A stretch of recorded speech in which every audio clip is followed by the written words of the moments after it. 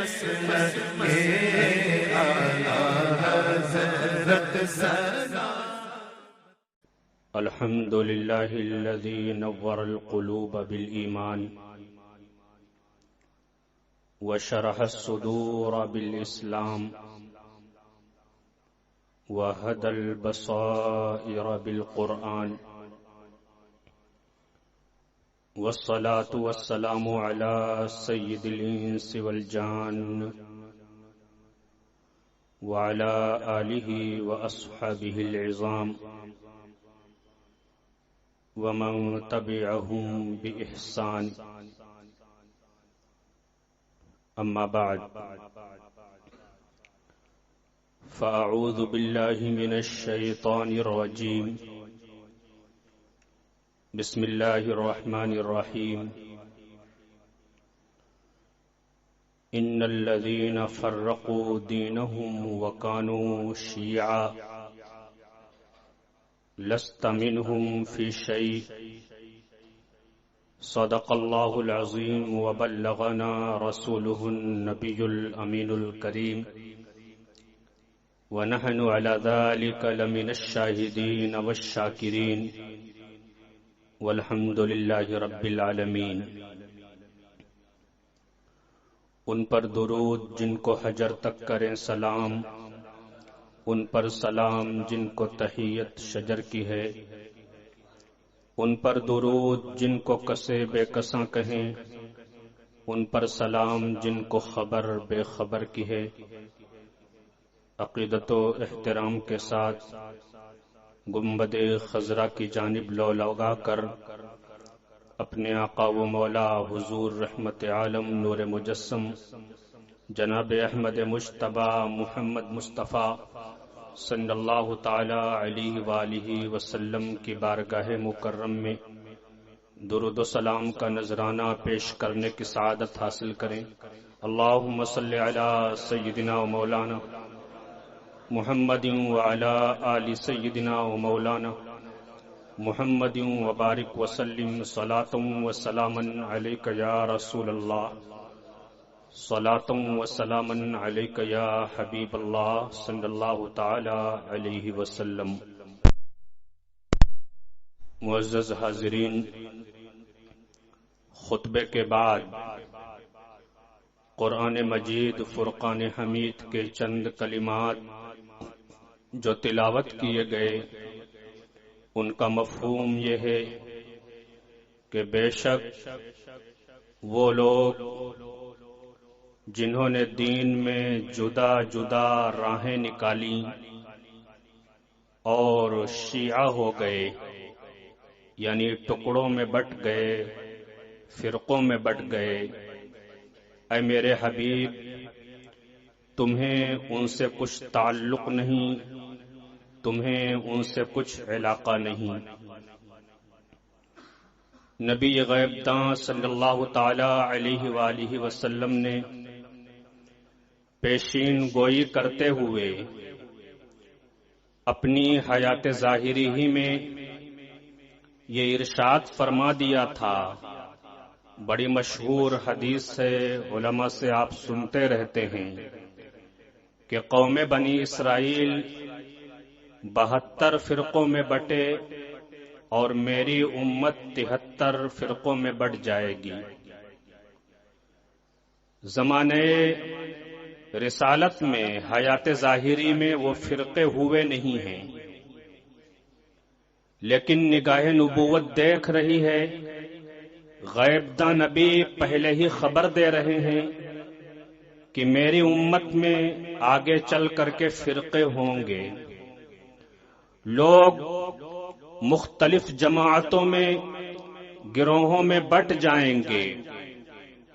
پیشین گوئی کر رہے ہیں حضور رحمت عالم صلی اللہ تعالی علیہ وآلہ وسلم۔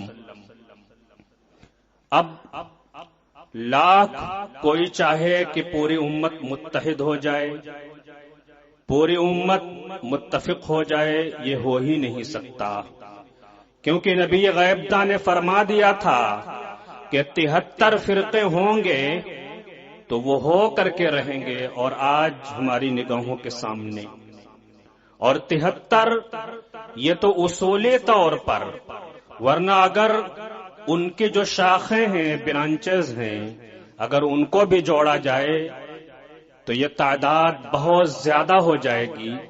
خود روافض کے اندر آپ دیکھیں، شیعوں کے اندر آپ دیکھیں تو کئی درجن فرقے پائے جاتے ہیں۔ یہ نہیں کہ جو روافض ہیں، شیعہ ہیں، وہ سب ایک ہیں، متحد ہیں، نہیں، ان کے درمیان خود اتنا شدید اختلاف ہے کہ کئی درجن فرقے ان کے پائے جاتے ہیں جو آج معرض وجود میں آ چکے ہیں۔ جب حضور صلی اللہ تعالی علیہ وسلم نے یہ ارشاد فرمایا تو صحابہ نے عرض کیا، یا رسول اللہ صلی اللہ تعالی علیہ وسلم، جب اتنے فرقے ہوں گے تو ظاہر سی بات ہے کہ جو حق کے اوپر ہوگا اس کی پہچان کیا ہے، اس کی نشانی کیا ہے؟ صحابہ کرام حضور صلی اللہ تعالی علیہ وآلہ وسلم سے کلیئر کروا رہے ہیں، معاملہ کلیئر کروا رہے ہیں کہ 73 میں ہم کہاں کہاں تلاش کریں گے کہ کون حق پر ہے؟ یا رسول اللہ صلی اللہ تعالی علیہ وسلم، آپ ہی ارشاد فرما دیجئے کہ نجات پانے والی جماعت کون ہے، حق جماعت کون ہے؟ ہمیں 72 سے نہیں غرض، جو جماعت نجات پانے والی ہے اس کا نام آپ بتا دیجئے تاکہ ہم اسی جماعت کے ساتھ رہیں، اسی طریقے کے اوپر ہم گامزن رہیں۔ رسول پاک صلی اللہ تعالی علیہ وآلہ وسلم جواب میں ارشاد فرماتے ہیں، ما انا علیہ واصحابی، نجات پانے والی جماعت وہ ہوگی کہ جو میرے طریقے پر ہوگی اور میرے صحابہ کے طریقے پر ہوگی۔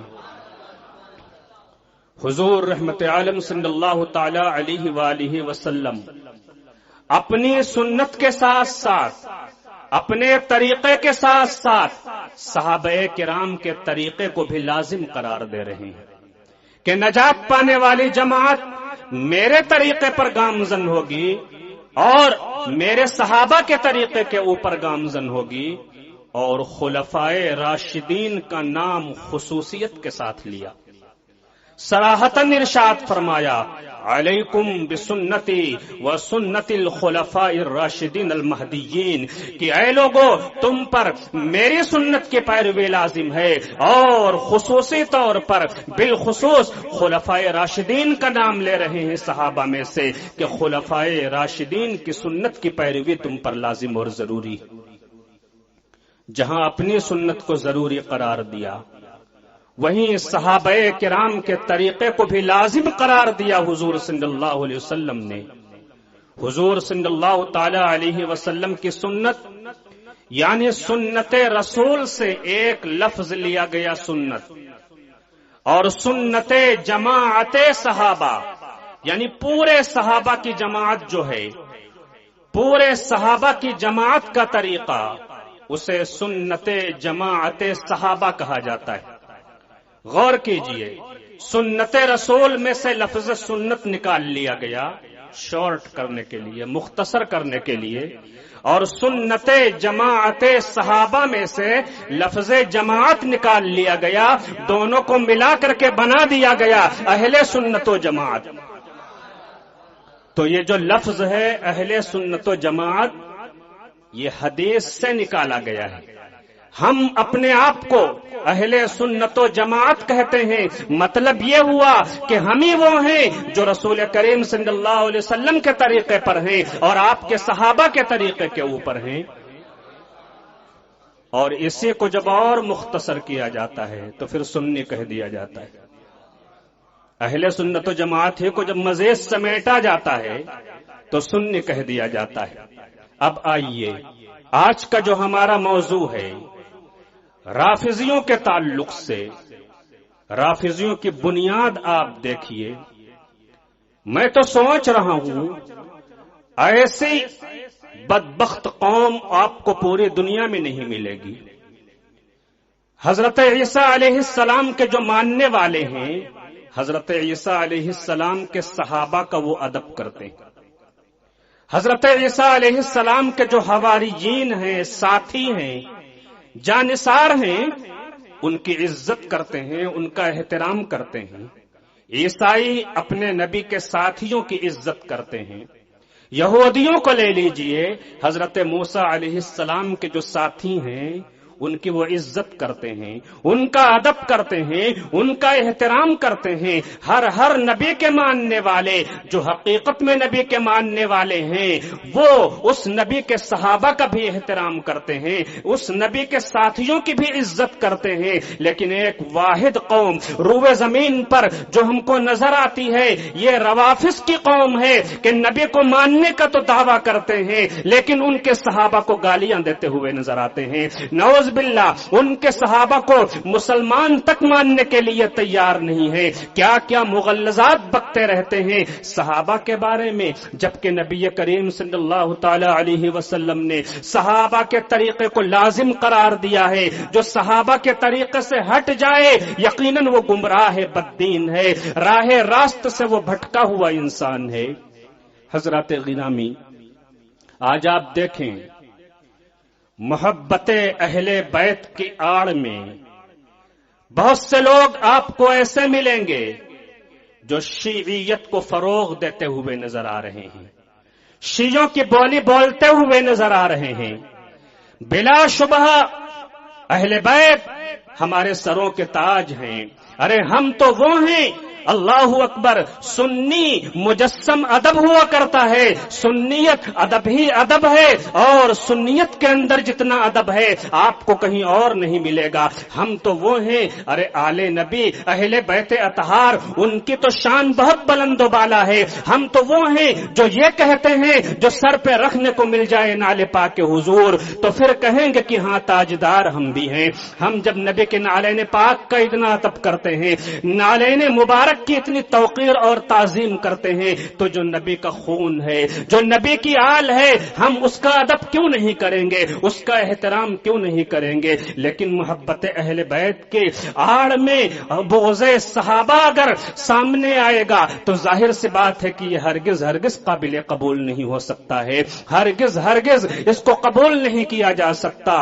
اہل بیت اطہار تو وہ ہیں، الحمدللہ ہم سنی وہ ہیں جو صحابہ کو بھی مانتے ہیں، اہل بیت اطہار کو بھی مانتے ہیں، اور کیوں نہ ہو رسول پاک صلی اللہ تعالی علیہ وآلہ وسلم نے ارشاد فرمایا کہ میرے اہل بیت کی مثال جو ہے حضرت نوح علیہ السلام کی کشتی کے مانند ہے کہ جو اس میں سوار ہو گیا نجات پا گیا، اور جو پیچھے رہ گیا وہ ہلاک ہو گیا، برباد ہو گیا۔ تو ہم الحمدللہ وہ ہیں کہ اہل بیت اطہار کی کشتی میں بھی سوار ہیں، اور میرے آقا ہی نے یہ ارشاد فرمایا ہے کہ میرے صحابہ ستاروں کے مانند ہیں، ان میں سے تم جس کی بھی پیروی کرو گے، یعنی تمام صحابہ ستاروں کے مانند ہیں، کسی بھی صحابی کا دامن پکڑ لو گے نجات پا جاؤ گے۔ تو الحمدللہ ہم اہل بیت کی کشتی میں سوار ہیں، اور صحابہ جو ستارے ہیں ان کی روشنی میں ہمارا سفر طے ہو رہا ہے تو ہم منزل تک پہنچیں گے۔ یہ نہیں ہے کہ ہم اہل بیت سے محبت کا دعویٰ کریں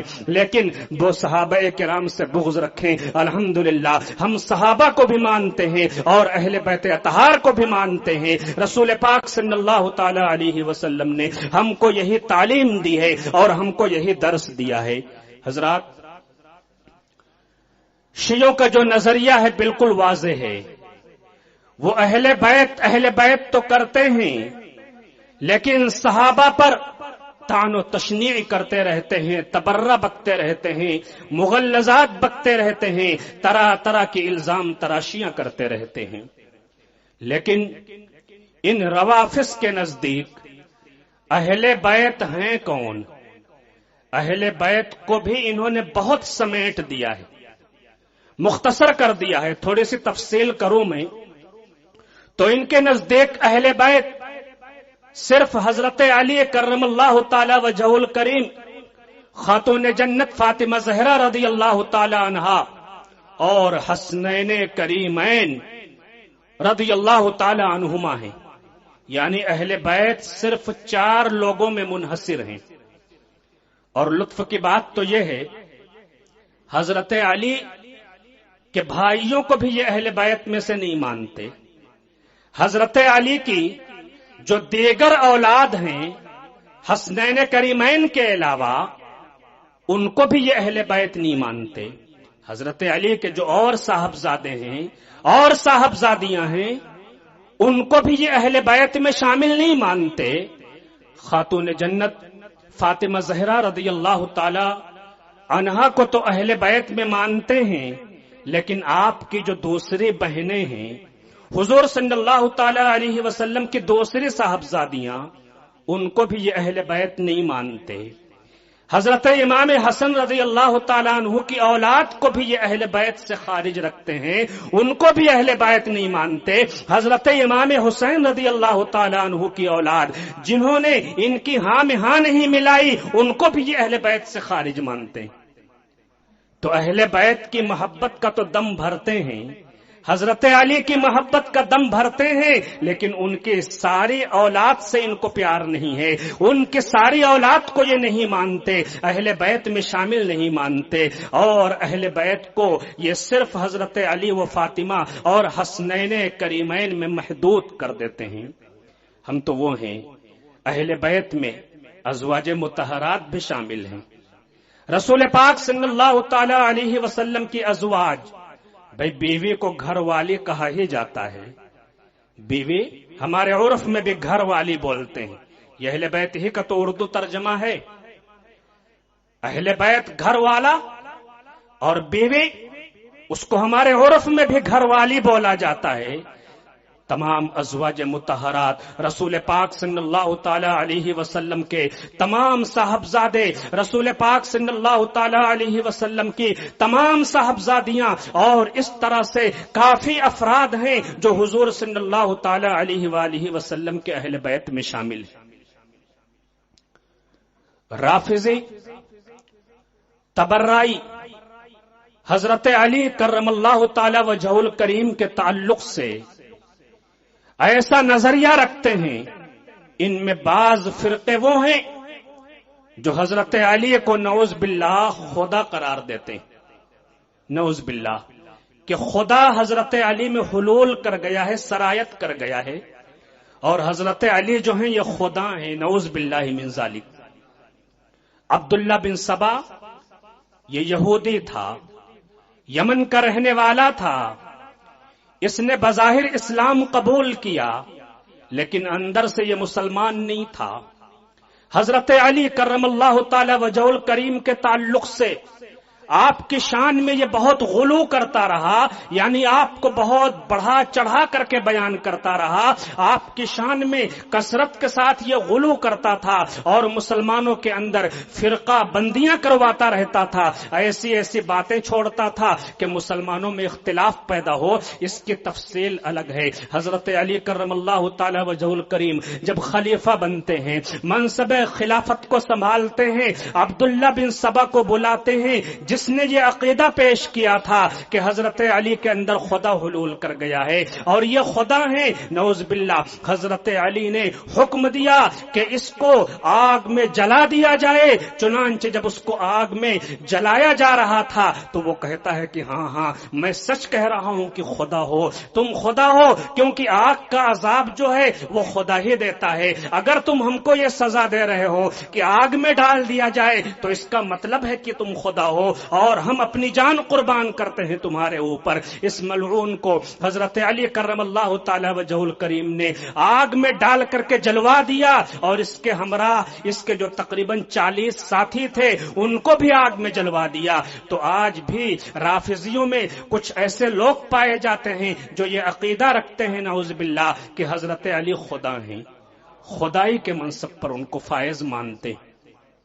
اسی طرح سے حضرت علی کرم اللہ تعالی وجہہ الکریم کو انبیاء پر فضیلت دیتے ہیں کہ انبیاء سے افضل ہیں، انبیاء سے بھی برتر و بالا ہیں حضرت علی کرم اللہ تعالی وجہہ الکریم.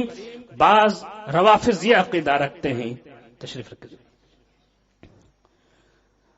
تو حضرات گرامی، بعض روافض ان کے فرقے ایسے ہیں جو حضرت علی ہی کو نہیں بلکہ جو دیگر ائمہ ہیں ان کے نزدیک ان ائمہ کو بھی انبیاء سے افضل قرار دیتے ہیں، انبیاء سے بھی برتر و بالا قرار دیتے ہیں۔ نعوذ باللہ من ذالک، یہ عقیدہ ہے ان کا۔ جو کسی غیر نبی کو نبی سے افضل سمجھے یا نبی کے برابر قرار دے، یقیناً وہ کافر ہے، یقیناً وہ دائرہ اسلام سے خارج ہے۔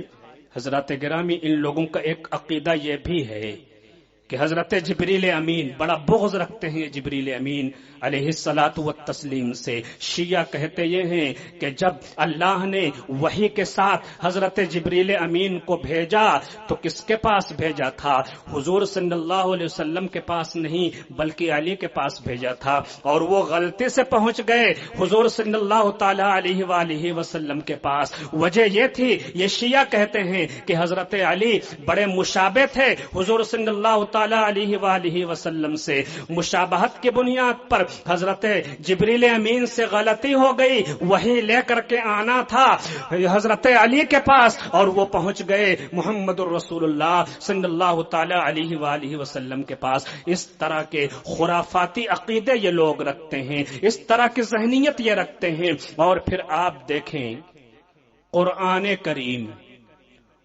کریم کو یہ محفوظ نہیں مانتے ہیں، اس طور پر ان کے مطابق قرآن کریم میں تغیر و تبدل ہو گیا ہے، قرآن میں تبدیلیاں کر دی گئی ہیں، اور بہت سی وہ آیات جو حضرت علی کی شان میں تھیں، اہل بیت کی شان میں تھیں، ان کو نکال دیا گیا ہے۔ اس کا بھی ٹھیکرا یہ پھوڑتے ہیں صحابہ کے سر کہ انہوں نے بغض اہل بیت کی بنیاد پر ایسا کیا ہے۔ نعوذ باللہ، کئی آیتیں آپ کو ایسی ملیں گی، محققین علماء نے لکھا ہے، محققین علماء کی کتابوں کا آپ مطالعہ کریں کہ بہت سی ایسی آیات ہیں کہ جن کے اندر یہ علی وغیرہ کا نام شامل مانتے ہیں کہ علی کا نام اس میں شامل تھا، لیکن اس کو نکال دیا صحابہ نے۔ مثال کے طور پر یہ آیت کریمہ من یطع اللہ ورسولہ فی علی، اس میں آگے یہ علی بڑھاتے ہیں کہ یہ تھا لیکن اس کو نکال دیا۔ تو قرآن بھی ان کے نزدیک جو پایا جا رہا ہے موجودہ قرآن، اس کو یہ محرف مانتے ہیں، حالانکہ قرآن تو وہ ہے جس کی حفاظت کا ذمہ خود رب قدیر نے لیا ہے۔ انا نحن نزلنا الذکر وانا لہ لحافظون، ہم نے قرآن کریم کو نازل کیا اور ہم ہی اس کی حفاظت کرنے والے ہیں۔ جب رب نے ذمہ لیا تو اس کا کوئی ایک زیر زبر بھی ادھر سے ادھر نہیں کر سکتا، اس کی کوئی ایک آیت یا ایک نقطہ بھی ادھر سے ادھر نہیں کر سکتا۔ لیکن یہ کہتے ہیں کہ نہیں، یہ اصل قرآن نہیں ہے جو پایا جا رہا ہے۔ بھائی اگر اصل قرآن موجود ہی نہیں ہے تو تم عمل کس پر کر رہے ہو؟ سنت قرآن تو تمہارے پاس رہا ہی نہیں۔ ان کے عقیدے کے مطابق امام غائب لے کر کے اصل قرآن غائب ہو گئے ہیں، اب پتہ نہیں وہ کب سامنے آئیں گے۔ یہ کہتے ہیں کہ 17,000 آیتیں تھی قرآن میں، اور جو ہمارا قرآن ہے 6,666 آیتیں ہیں قرآن کریم میں، یہ تقریباً 3 گنا بڑا قرآن مانتے ہیں جو موجودہ قرآن ہے، اور کہتے ہیں کہ امام غائب اس کو لے کر کے غائب ہو گئے ہیں۔ تو اب قرآن تو تمہارے پاس رہا نہیں جو دین کی اصل ہے اور بنیاد ہے، تو آخر تم کس کتاب کی پیروی کر رہے ہو؟ کس کتاب کے احکام کو تم مان رہے ہو؟ کس کتاب کے اوپر تم عمل کر رہے ہو؟ احادیث سے تو تمہارا واسطہ ہی نہیں، کیونکہ احادیث جو ہم تک پہنچی ہیں وہ صحابہ کرام کے ذریعے سے پہنچی ہیں، صحابہ کرام کے توسط سے پہنچی ہیں۔ صحابہ کو تو تم مغلظات بکتے ہو، 2 چند صحابہ کو چھوڑ کر کے تمام صحابہ کو یہ برا بھلا کہتے ہیں،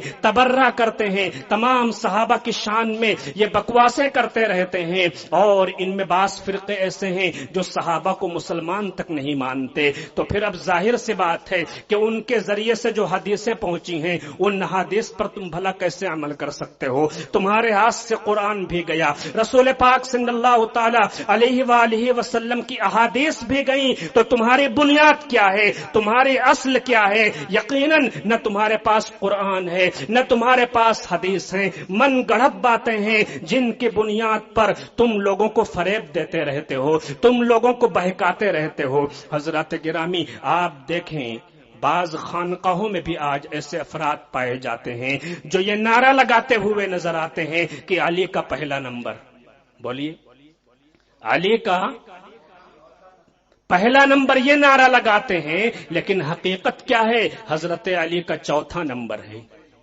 کون سا نمبر ہے بولیے؟ چوتھا نمبر ہے حضرت علی کرم اللہ تعالی وجہ الکریم کا. پہلا نمبر نہیں ہے، بلا شبہ افضل البشر بعد الانبیاء والرسل صدیق اکبر رضی اللہ تعالی عنہ ہیں. جو ترتیب خلافت ہے وہی ترتیب فضیلت ہے. جس ترتیب سے خلیفہ ہوئے وہی ترتیب فضیلت کی بھی ہے، اور مستند روایات سے یہ چیز ثابت ہے. جو ترتیب خلافت وہی ترتیب فضیلت. حضور صلی اللہ تعالی علیہ وآلہ وسلم کے ایک غلام ہیں حضرت سفینہ رضی اللہ تعالی عنہ. ان سے مروی ہے، ام المومنین حضرت عائشہ صدیقہ رضی اللہ تعالی عنہا فرماتی ہیں کہ مدینہ منورہ میں جب مسجد نبوی شریف کا سنگ بنیاد رکھا جانے لگا، اللہ اللہ، حضور رحمت عالم صلی اللہ تعالی علیہ وسلم ہجرت فرما کر مدینہ تشریف لائے. مسجد نبوی شریف کا سنگ بنیاد رکھا جا رہا ہے. ام المومنین حضرت عائشہ صدیقہ رضی اللہ تعالی عنہا فرماتی ہیں کہ پہلا پتھر جو تھا وہ خود حضور رحمت عالم صلی اللہ تعالی علیہ وآلہ وسلم نے اپنے دست مبارک سے رکھا. پہلا پتھر حضور نے رکھا.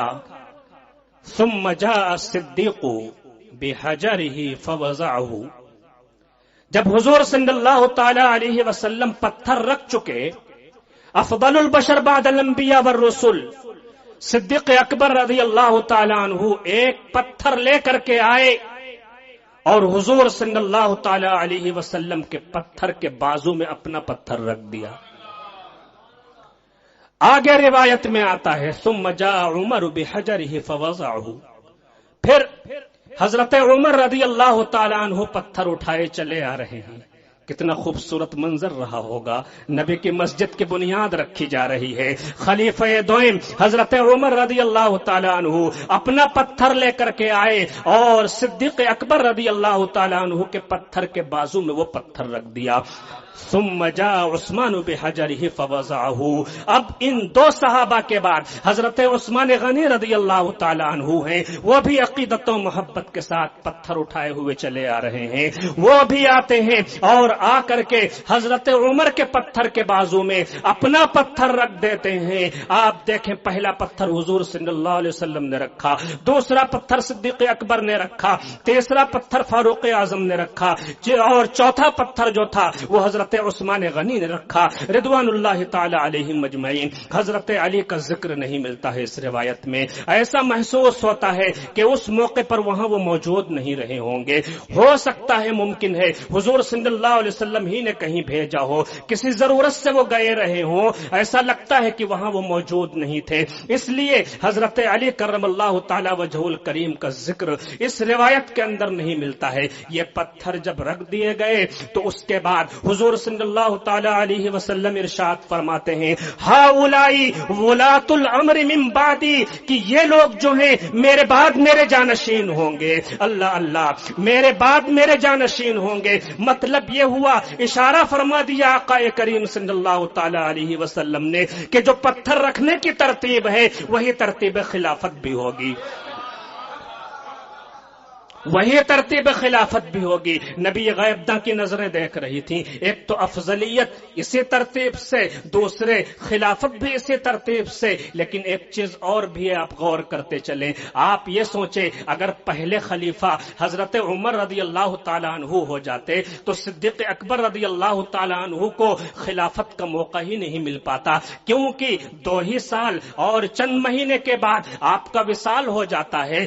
آپ دیکھیں، جس ترتیب سے خلافت ملی ہے اسی ترتیب سے وصال بھی ہو رہا ہے. اگر حضرت علی پہلے ہی خلیفہ ہو جاتے تو یہ تینوں حضرات جو ہیں، صدیق اکبر کا وصال حضرت علی سے پہلے ہوا، فاروق اعظم کا وصال حضرت علی سے پہلے ہوا، عثمان ذو النورین کا وصال حضرت علی سے پہلے ہوا. اگر پہلے خلیفہ حضرت علی ہی ہو جاتے، فرض کر لیجئے، تو پھر یہ تینوں خلیفہ جو تھے ان کو ظاہر سی بات ہے کہ موقع نہیں ملتا. بہرکیف یہ الگ بحث ہوئی، لیکن جو فضیلت فضیلت تھی جو پہلے مستحق تھا، حضور صلی اللہ تعالی علیہ وآلہ وسلم نے اس کا حق دیا اور اشارہ فرمایا کہ یہ لوگ میرے بعد میرے جانشین ہوں گے، میرا جو معاملہ ہے اس کے والی ہوں گے اور میرے جانشین اور میرے خلیفہ ہوں گے۔ تو اس روایت سے بھی ترتیب خلافت ثابت ہو رہی ہے۔ حضرات گرامی، اسی طریقے سے آخری بات عرض کروں، ایک بڑی دلچسپ روایت ملتی ہے۔ یہ دلچسپ روایت کچھ اس طرح سے ہے کہ ایک دن ایک اعرابی حضور صلی اللہ تعالی علیہ وسلم کی بارگاہ میں حاضر ہوا۔ حضور صلی اللہ تعالی علیہ وسلم نے اس سے اونٹنی کا ایک بچہ خریدا تھا، ایک جانور کا سودا کیا تھا، اور سودا اس طور پر ہوا تھا کہ پیسے بعد میں دینے ہیں، یعنی سامان ابھی دو اور پیسے بعد میں آ کر کے لے جانا، یعنی ادھار بیع ہوئی تھی۔ اعرابی نے بیع مکمل کی، مکمل کرنے کے بعد وہ واپس جا رہے تھے۔ راستے میں حضرت علی کرم اللہ تعالی وجہ الکریم سے ملاقات ہو گئی۔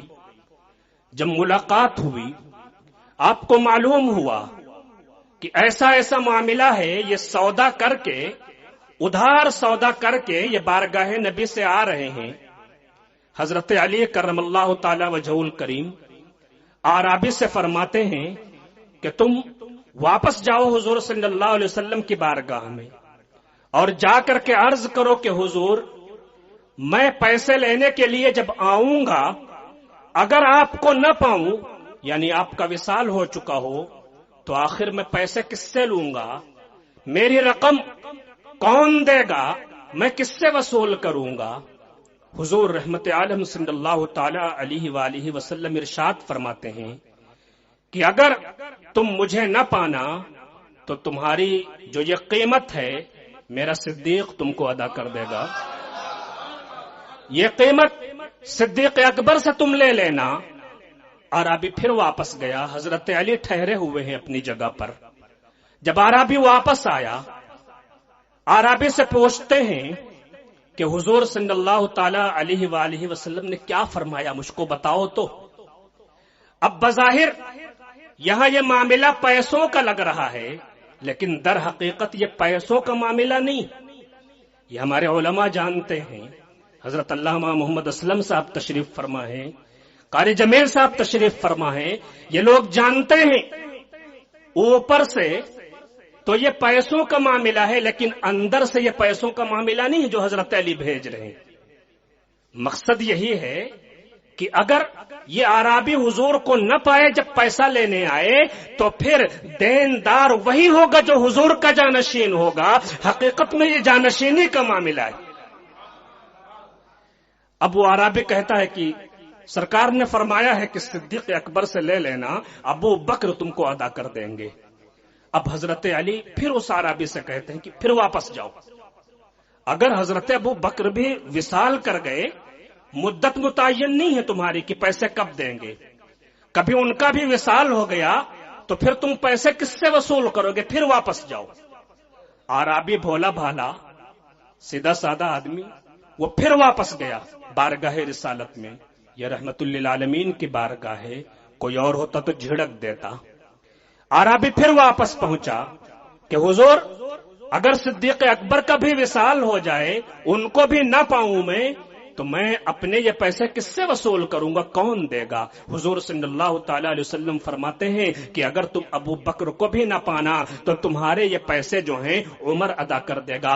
حق کا الی عمر، تمہارا حق جو ہے وہ عمر کی جانب رہے گا، یعنی عمر جو ہیں وہ تم کو ادا کر دیں گے۔ اعرابی پھر واپس آیا، حضرت علی اب بھی ٹھہرے ہوئے ہیں، پوچھتے ہیں بتاؤ کس کا نام لیا؟ حضرت علی سے عرض کرتا ہے اعرابی کہ حضرت عمر کا نام لیا کہ اگر صدیق اکبر بھی نہ ہو تو پھر عمر تم کو پیسے ادا کر دے گا۔ اب دیکھیے حضرت علی کرم اللہ تعالی وجہ الکریم پھر اس اعرابی سے کہتے ہیں کہ نہیں تم پھر ایک بار واپس جاؤ، تم پھر سے واپس جاؤ اور جا کر کے پوچھو کہ اگر حضرت عمر بھی نہ ملے تو ہم پیسے کس سے وصول کریں گے؟ اللہ اللہ، بظاہر پیسوں کا معاملہ ہے لیکن یہاں ترتیب خلافت طے ہوتی نظر آ رہی ہے۔ اللہ اللہ، پھر سے بھیجا جب اعرابی کو، आराबी फिर पहुंचा बारगाह रिसालत में, मेरे आका अब भी उसको झिड़क नहीं रहे हैं। हम और आप होते तो पारा चढ़ जाता। एक तो ये होता है कि कोई मौजूद हो, एक बार में ही सब कुछ पूछ ले कि भाई तुम नहीं दोगे तो इनसे ले लूंगा, इनसे नहीं तो इनसे, इनसे नहीं तो इनसे, एक बार में ही आदमी पूछ ले। लेकिन नहीं, वो आता है वापस जा रहा है, वापस जाकर के फिर आ रहा है। इस तरह से आप देखेंगे कितनी बार हो रहा है। फिर वापस आया कि अगर हजरत उमर को भी न पाऊं तो फिर किससे मैं पैसे वसूल करूंगा। हुजूर सल्लल्लाहु ताला अलैहि वसल्लम फरमाते हैं, हक़्क़ुका इला उस्मान, अगर उमर को भी न पाओ तो मेरे उस्मान से तुम पैसे वसूल कर लेना।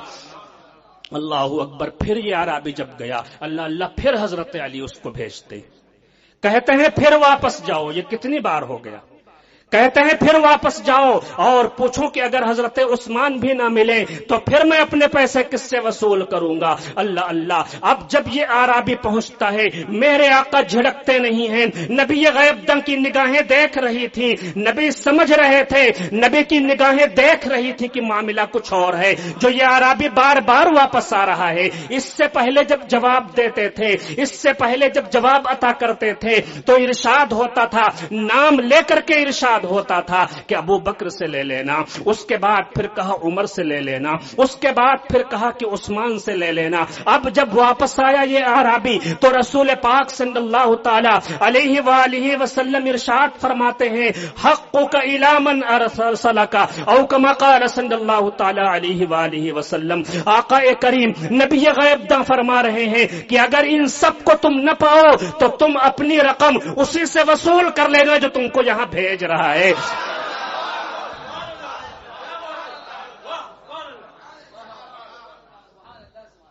इलामन अरसला का, तेरा हक उसकी जानिब होगा जो तुझको, मेरी जानिब जो तुझको इधर इधर बार बार भेज रहा है। नबी गैबदं की निगाहें देख रही हैं कि कौन भेज रहा है। अल्लाह अल्लाह। तो क्या इससे यह तय नहीं होता है कि सिद्दीक अकबर रदी अल्लाह ताला अन्हु का पहला नंबर है, हजरत उमर का दूसरा नंबर है, हजरत उस्मान गनी का तीसरा नंबर है, हजरत अली का चौथा नंबर है। जो तरतीब खिलाफत है वही तरतीब फजीलत भी है। और आका करीम सल्लल्लाहु ताला अलैहि वालिहि वसल्लम की इन रिवायात से वाज़ह इशारात मिलते हैं कि खिलाफत की तरतीब क्या होगी।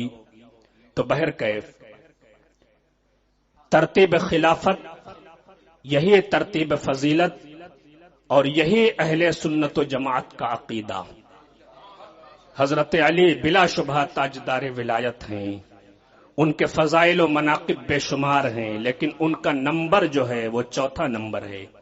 पहला नंबर सिद्दीक अकबर रदी अल्लाह ताला अन्हु का है। हजरात, वक्त में गुंजाइश नहीं कि तफसील बयान की जाए, मैं इन्हीं चंद कलिमात पर अपनी गुफ्तगू खत्म करता हूँ। रब कदीर हम सबको मसलक अहले सुन्नत व जमात यानी मसलक आला हजरत पर इस्तिकामत अता फरमाए, तमाम गुमराहों बद मजहबों से दूर रहने की तौफीक अता फरमाए। हुजूर ताजुश शरिया अलैहि रहमतु व रिदवान के नुक़ूश कदम पर गामज़न रहने की तौफीक अता फरमाए। आमीन। व आखिर दावाना अनिल हम्दुलिल्लाहि रब्बिल आलमीन।